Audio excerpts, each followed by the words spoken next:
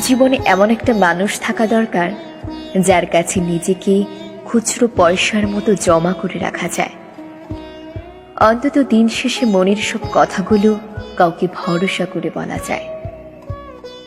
মানুষ কথা বলতে বলতে কখনো মরে যায় না, মানুষ ছটফট করে মরে যায় যখন সে কাউকে নিজের মনের কথাগুলো বলতে পারে না। মানুষ যতটা ডিপ্রেশনে ভোগে তার চেয়ে বেশি ভোগে একাকিত্বে। ডিপ্রেশন এমন একটা সময় যেটা নিজে নিজে কাটিয়ে ওঠা যায়, কিন্তু একাকিত্ব কখনো নিজে নিজে কাটিয়ে ওঠা যায় না। একাকিত্ব দূর করার জন্য হলেও কাউকে দরকার পড়ে যার কাছে সে নিজেকে ফিরে পাবে।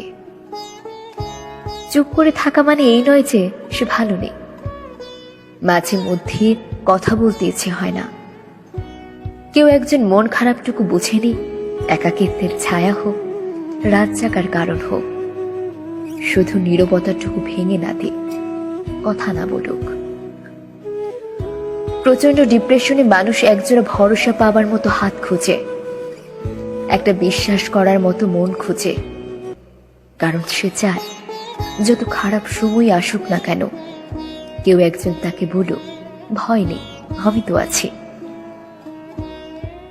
জীবনে একটা নিজের মানুষ থাকা দরকার যার সাথে অন্য কারোর যোগাযোগ থাকবে না, অন্য কারোর গল্প তাকে স্পর্শ করতে পারবে না। মানুষটা থাকবে একান্তই নিজের। এই 750 কোটি মানুষের মধ্যে যার একটা একান্ত নিজের মানুষ আছে, সে মানুষটা কখনো একা নয়, তাকে কখনো একাকিত্ব স্পর্শ করতে পারে না। সে সব থেকে বড় ভাগ্যবান কিংবা ভাগ্যবতী।